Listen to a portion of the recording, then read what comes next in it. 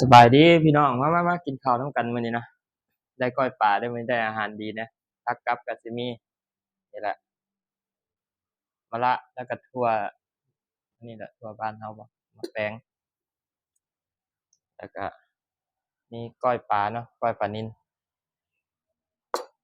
แล้วก็สิมีน้ำต้มกระดูกปลานั่นล่ะผู้เดียวมื้อนี้ผู้เดียวแม่บ้านบ่ว่าง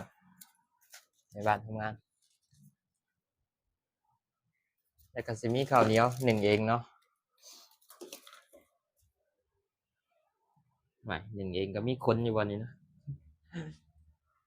อันนั้นสิลองกินมะระครั้งแรกเด้อวันนี้เด้อ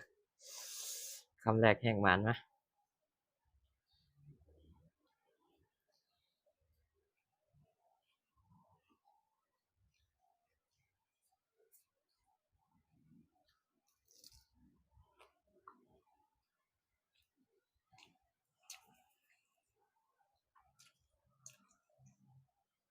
แต่งกระล่างนะเขาเอิ้นแต่งหยังแต่งลายบ้านเฮาบ่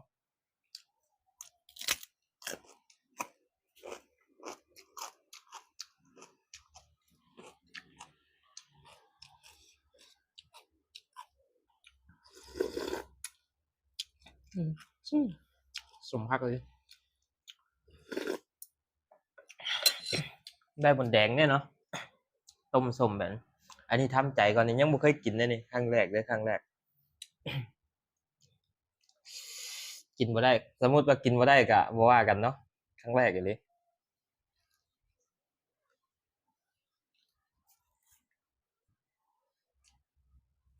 ทำใจก่อน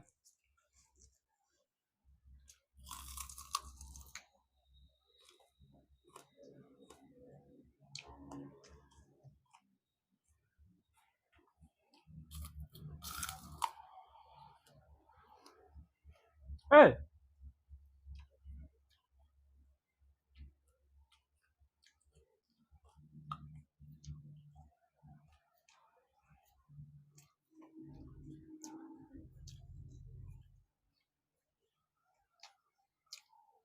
เฮ้ย